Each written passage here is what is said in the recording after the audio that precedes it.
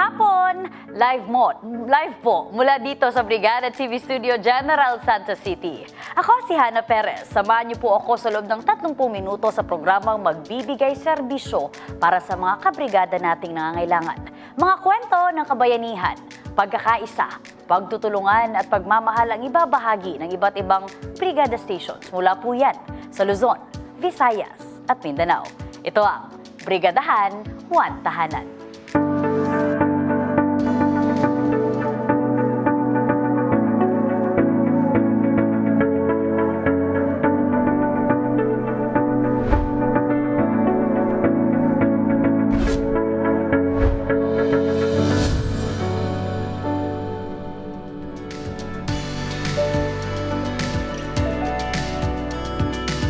Abangan! Pamilyang nakatira sa ilalim ng isang tulay, patuloy na lumalaban sa hamon ng buhay at patuloy na nananawagang mabigyan ng katuparan ang inaasam na disenteng tahanan. Pagdiriwang ng Women's Month, ikinagalak ng isang ginang. Ang bawat miyembro ng pamilya ang bumubuo ng isang tahanan. Mawala ang isa, para na itong haliging natibag o pundasyong nasira. Sa unang kwentong matutunghayan natin ngayong hapon, tungkol ito sa isang pamilyang pilit na lumalaban sa mundong mapanakit at mapangmusga. Kahit pa wala itong disenteng tahanan, hindi ito naging hadlang sa haligi ng tahanan na si Balulong. Nabuhayin ang pamilya na kanyang naging lakas ng loob.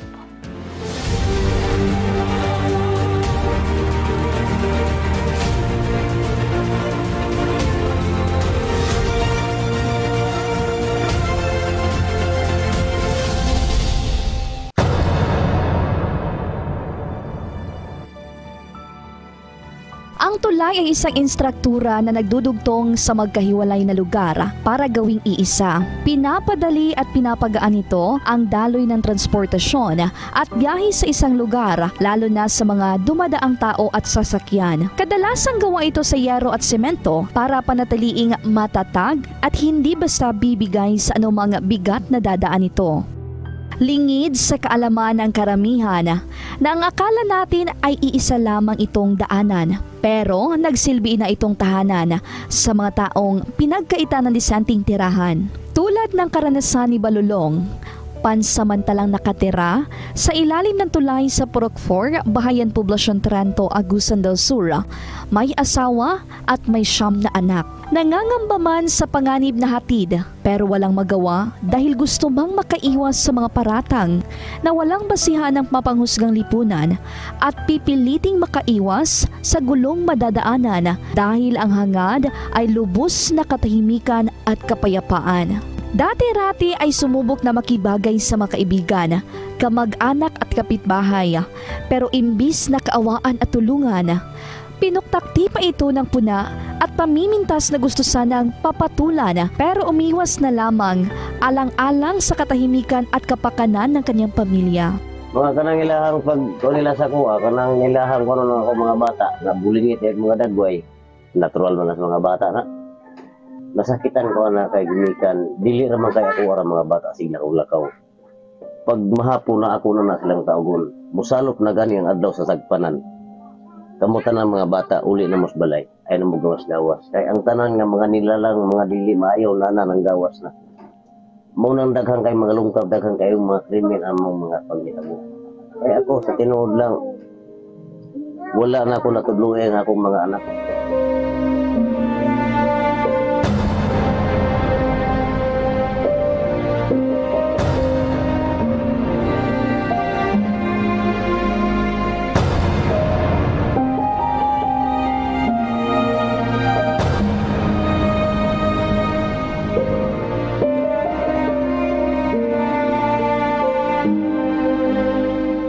Hinalungkat nito ito ang dating kamalian noong panahon ng kanyang kabataan, pero noong nagkapamilya at may responsibilidad ng aatupagin, binago nito ang estilo ng kalakaran at natutong mamuhay ng patas at marangal, alang-alang sa pamilyang umaasa at naghihintay. Pero sa kabila ng lahat, hangad lamang na maibigay sa pamilya ang pang-araw-araw na pangangailangan at mapaaral ang anak sa abot ng kanyang makakaya.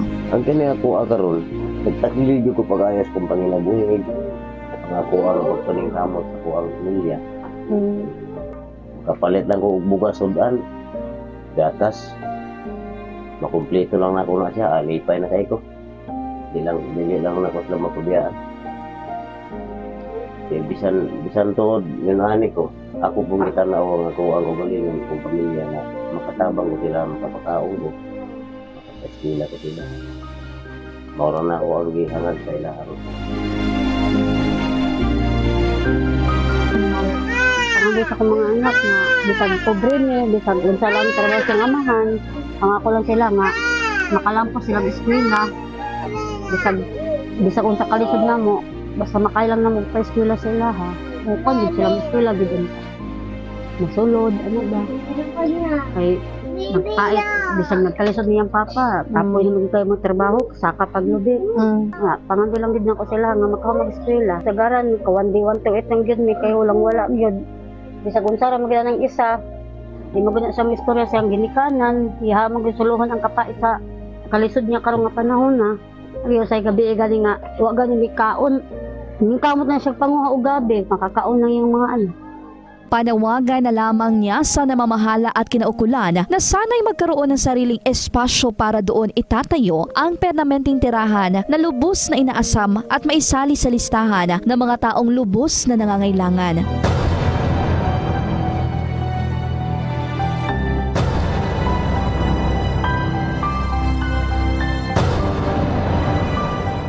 Sa ating nasaksihan sa kwento ni Balulong na haligi ng tahanan, inuulan man ng puna at pangungot siya dahil sa estado ng kanyang pamumuhay, pero hindi ito nagpatinag at lalong tumatag alang-alang sa kanyang pamilya na sa kanya ay umaasa at naghihintay. Kahit mahirap ang kapit ng swerte ng kanyang kapalaran, umaasa na lamang ito na makakaahon sa hirap na nararanasan at matupad ang matagal ng inaasam-asam na tulay ng kinabukasan.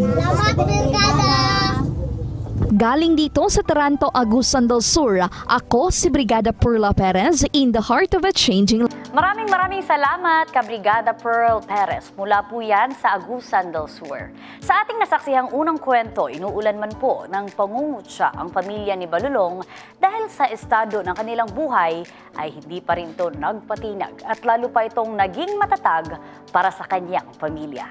Unang kwento pa lang po yan mga kabrigada sa ating pagbabalik. Isang kwento pa ang ating masisilayan na punong-puno ng inspirasyon. Huwag po kayong aalis dahil magbabalik pa ang Brigadahan One Tahanan.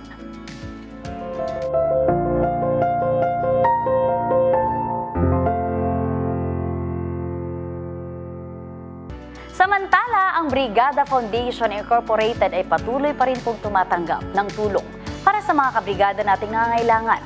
Para sa cash donation, maaari itong ipadala sa Kabrigada Foundation Incorporated Security Bank Account Number 000378-40172. Para naman po sa in-kind donations, ipadala ang mga ito sa Brigada Complex na matatagpuan sa Analasay Road, Barangay San Isidro General, Santos City. At para sa mga gustong maging Brigada Volunteers, pwedeng mag-apply dito sa istasyon at magpa-register. Damo at putik. Yan po ang naging buhay ng isang nagtitinda ng Bermuda grass mula dito sa General Santos City. Sa ating pagpapatuloy, matutunghayan natin ang kagalakang naramdaman ng isang ginang matapos itong sorpresahin ng ating mga kabrigada kung saan ito mismo pumupwesto sa pagtinda ng Bermuda grass. Panoorin po natin ito.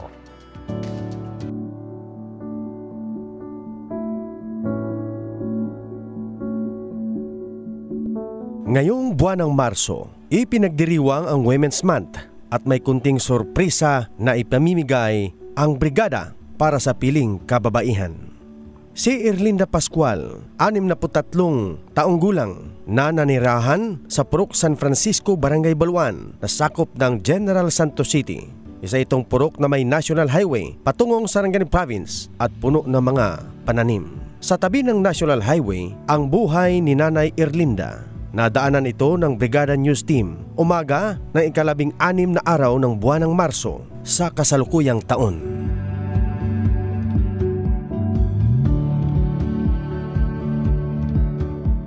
Nakaupo, may suot na sombrero at may hawak na balde na may damo at putik at mabilis na nagtatanim ng Bermuda grass.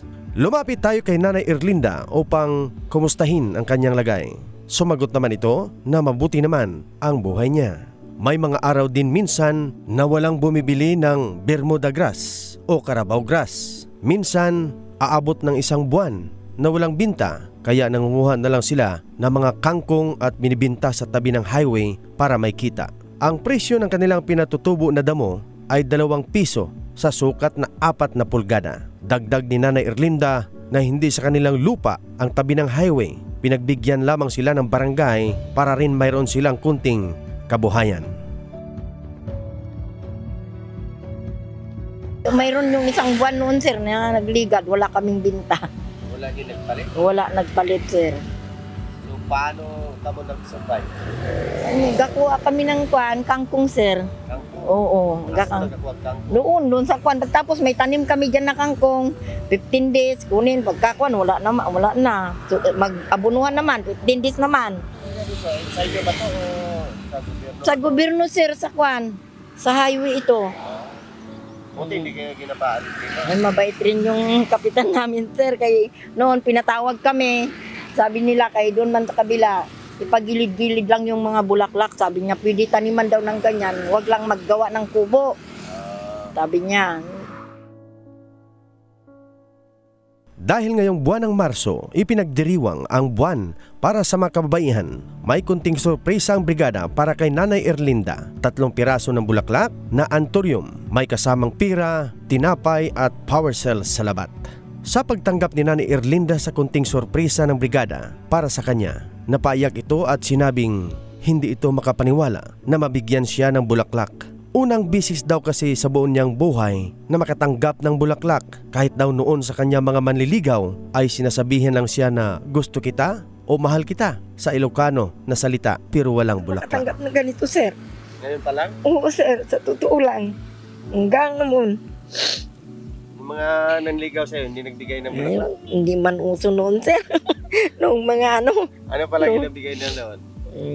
Magsabi lang ng gusto nila. Oo. Ay, sa Ilocano naman, paano sinasabi yung mga manliligaw na nagbigay ng bulaklak o pag nagligaw? Sabi lang, may gusto ko sa'yo. Paano yung sabihin sa Ilocano? Ada kayat ko kanyam. Paano yung sabihin niya? May gusto ako sa iyo, sabi niya, sir. O pag I love you, ano sa Ilocano? Ay ayatin ka. Ay, ayating ka? Oo, sir. So yung unang mister mo, yun ang sinabi? No, sir. Yung ngayon, ano sinabi? Ganon din.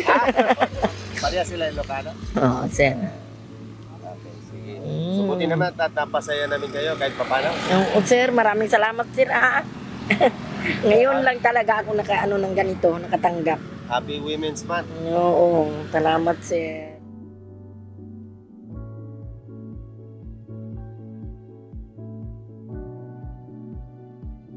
Dahil dito, sa kahit kunting sorpresa na ibinigay ng brigada, malaki ang tuwa ni Nanay Erlinda sa kanyang natanggap at ipinakita pa nito ang iba pa niyang gawain sa pagtatanim gamit ang kanyang 2 kamay, kahit maputikan, basta mabuhay.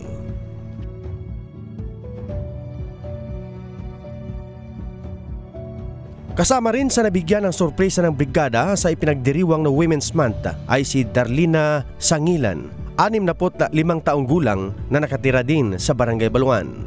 Isa pa sa nabigyan ng sorpresa ay si Sarah May Nadila, Nurse 3, 6 na taon na nagtatrabaho sa Singapore. Buwis buhay rin na nagserbisyo sa panahon ng pandemya at sa ngayon ay bumalik sa Pilipinas. Mabuhay ang mga kababaihan nitong Women's Month. Ver Jason, in the heart of changing lives. Brigada News.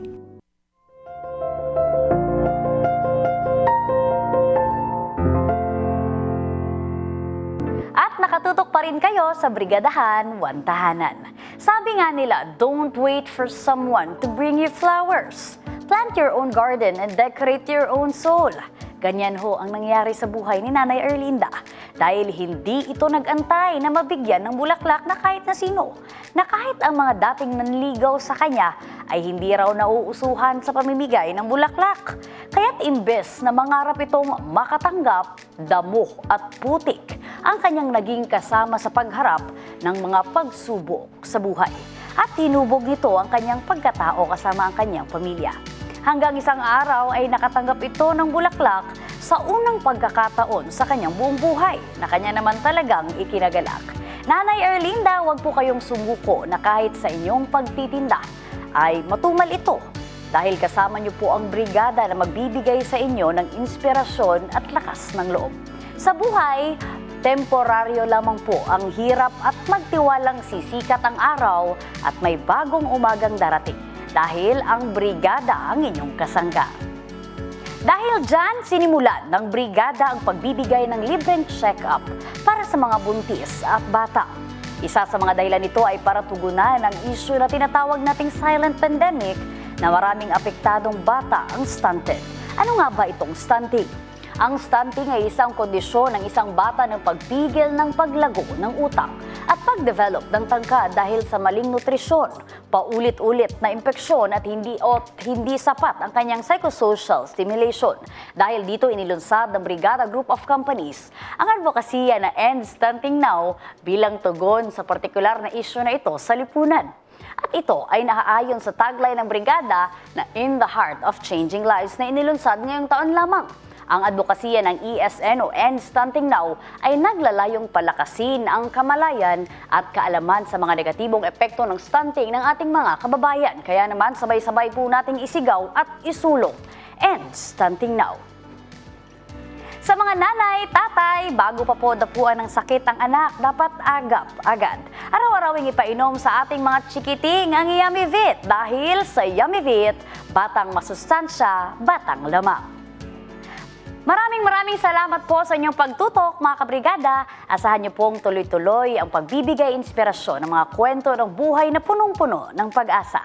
Makakasama niyo po ako tuwing hapon para tunghayan ang kabayanihan ng bawat kabrigada natin sa buong Pilipinas. Mula po yan sa Luzon, Visayas at Mindanao. Sa muli po ako si Hannah Perez, in the heart of changing lives. At ito ang Brigadahan, One Tahanan.